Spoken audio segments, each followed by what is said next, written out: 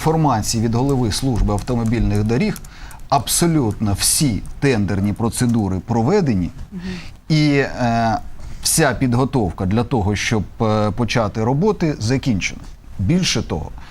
служба автомобільних доріг планує не тільки з боку Полтавської області в цьому році встигнути засвоїти усі 200 мільйонів,